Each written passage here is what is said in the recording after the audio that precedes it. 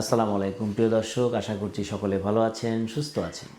আজকে খুব গুরুত্বপূর্ণ একটি বিষয় নিয়ে কথা বলবো, সেটি হচ্ছে হাতের তালু জ্বালাপোড়া।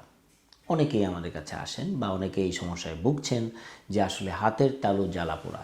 অনেক সময় আমাদের কাছে আসেন যে হাতের তালু জ্বালাপোড়ার সমস্যা, ইভেন এই সমস্যাটা অধিকাংশের ক্ষেত্রেই দেখা যায় রাতের বেলা প্রচণ্ড কষ্টে ভোগেন। অনেকেই বলেন যে পুরো হাতের তালু থেকে পুরো হাত নিয়ে আমার কষ্ট হচ্ছে।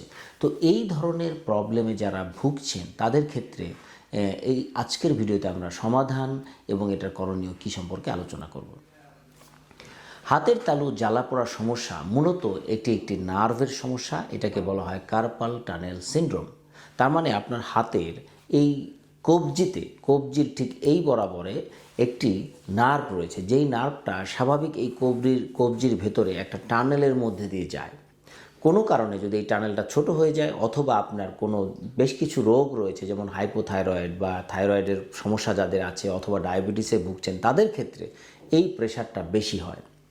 তখন এই প্রেশারটা বেশি হলে আস্তে আস্তে আস্তে আস্তে আস্তে আস্তে এই নার্ভগুলোতে জ্বালা পড়া, যেই নার্ভগুলো যে আঙ্গুলগুলো সাপ্লাই দিচ্ছে, বিশেষ করে এটা এটা এবং এটা, এই অংশে জ্বালা পোড়াটা বেড়ে যায়, আস্তে আস্তে আস্তে বাড়তে থাকে। প্রথম দিকে খুব অকেশনাল, মানে হঠাৎ হঠাৎ আসে, এরপরে দীর্ঘমেয়াদী কন্টিনিউ এটা আসতে থাকে এবং রাতের বেলায় এই প্রবলেমটা বেশি অনুভব হয়।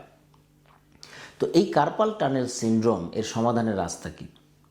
প্রথম কথা হচ্ছে কিছু ব্যায়াম রয়েছে। আমরা প্রাথমিক কিছু ঔষধপত্র দেই এবং কিছু ব্যায়াম দিই। যেমন আপনি হাতটাকে এইভাবে কিছুক্ষণ ধরে রাখলেন ৫ থেকে ১০ সেকেন্ড, আবার ছেড়ে দিলেন, আবার এভাবে কিছুক্ষণ ধরে রাখলেন, আবার ছেড়ে দিলেন। এটা করার পাশাপাশি আপনি এই জায়গাটাতে রাতের বেলা ম্যাসেজ দিতে পারেন, ম্যাসেজ। তো এইভাবে যদি ম্যাসেজ দেন, সেটা একটা প্রক্রিয়া হতে পারে। এবং ব্যায়ামের মাধ্যমে যদি আপনি কিছু ঔষধপত্র খেয়ে দেখেন যে এটা সমাধান হচ্ছে না, তখন আমরা একটা পরীক্ষা করাই, যেটাকে বলে এনসিএস বা নার্ভ কন্ডাকশন স্টাডি। এটা করে আমরা দেখি যে এই নার্ভের কম্প্রেশনটা কতটুকু।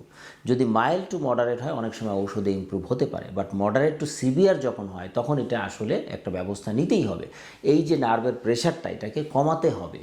তো এটা অনেকেই মনে করেন যে দুটো পদ্ধতি আছে। একটা হচ্ছে আমরা ইন্টারভেনশন বা ইনজেকশনের মাধ্যমে এই প্রেশারটা কমানো যায়, যেটা আমরা করি একান্তই ব্যথামুক্ত পদ্ধতিতে এবং আল্ট্রাসাউন্ড বা কম্পিউটারের সাহায্যে সুনির্দিষ্ট যেই নার্ভটি আছে সেই নার্ভের চারপাশে কিন্তু আমরা পানি বা যেটাকে বলে হাইড্রো ডিসেকশন, পানি দিয়ে বা স্যালাইন দিয়ে আমরা জায়গাটাকে ক্লিয়ার করে দেব। একই সাথে এই যে ব্যান্ডটা আছে, এই ব্যান্ডটাকে আমরা ছিদ্র করে দিয়ে আসি যাতে এটা দুর্বল হয়ে যায়।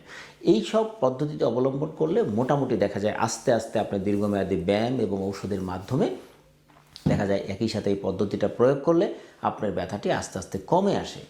এবং একই সাথে আমরা বলি যে নার্ভের দুটো জায়গা থেকে আমরা ক্রস সেকশনে একটা করি, একটা লং সেকশনে করি। তার মানে দুটো জায়গায় কিন্তু আসলে এই প্রেশারটা ফ্রি হয়ে যায়। এরপরেও যাদের হতে থাকে, তখন আমরা বলি ১ মাস পরে এটাকে পিআরপি। কেননা দীর্ঘমেয়াদী যদি নার্ভে প্রেশার থাকে, তাহলে একটা ডিজেনারেটিভ চেঞ্জ হয়। এই চেঞ্জটা যেন ঠিক হয়, সেটার জন্য আমরা একটা পিআরপি ইঞ্জেকশন নিতে বলি, যেটা হচ্ছে আপনার শরীর থেকে ব্লাড নিয়ে সেটার একটা পোর্শন, এটা হলুদ পোর্শন বের করে সেটা আমরা এই নার্ভের গোড়ায় দিয়ে দিই। তাহলে দেখা যায় এই যে দীর্ঘমেয়াদী প্রেশারের কারণে যে প্রবলেমটি তৈরি হলো, সেটি আস্তে আস্তে আস্তে আস্তে আস্তে সলভ হয়ে যায়। তবে আরেকটি পদ্ধতি রয়েছে অপারেশনের পদ্ধতি, যেটি অনেকেই করতে চান না। এই জায়গাটা অনেক সময় কাটতে হয়। এখানে কয়েকটা ঝুঁকি রয়েছে, যেমন এই জায়গার স্ট্রাকচারগুলো খুব দুর্বল এবং ছোট। কোনো কারণে ভুল স্ট্রাকচারে পড়ে গেলে অনেক সময় রগ কেটে যেতে পারে। দ্বিতীয়ত, এই জায়গাটা কাটতে গিয়ে অনেক সময় দেখা যায় খুঁজে পাওয়া যায় না অথবা ডিফিকাল্টিস ফেস করতে হয়। তখন দেখা গেল যে অপারেশন করলো কিন্তু জিনিসটা কাটার সুযোগ হলো না, তখন কিন্তু এটা কমপ্লিট হলো না। দ্বিতীয়ত, অনেকের ক্ষেত্রে দেখা যায় অপারেশন পরবর্তী জটিলতা বা ফাইব্রোসিসের কারণে এই জায়গাটাতে আবারও কিন্তু এই প্রবলেমগুলো হতে পারে। তো সুতরাং প্রিয় দর্শক, অপারেশনের যে প্রবলেমগুলো রয়েছে সেগুলো অনেকেরই জানা, সবাই আমরা জানি, এবং অনেকেই চাই যে আসলে অপারেশনজনিত চিকিৎসাটা আমরা এড়িয়ে চলতে পারি।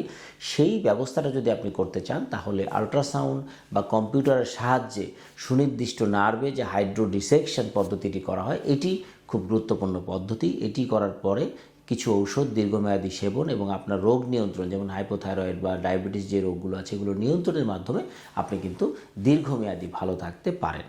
তো প্রিয় দর্শক, আজকে আমি যে কথাগুলো বললাম সেটা হচ্ছে হাতের তালু জ্বালা পোড়ার জন্য কী করণীয় আছে। এখানে আমরা ঔষধ, ব্যায়াম এবং এরপরে যে অল্টারনেটিভ ব্যবস্থাগুলো পার্মানেন্টলি করতে পারেন সেগুলো নিয়ে আলোচনা করলাম।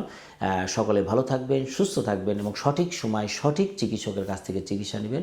আশা করছি তাহলে আপনাদের সমস্যাগুলো সমাধান হবে।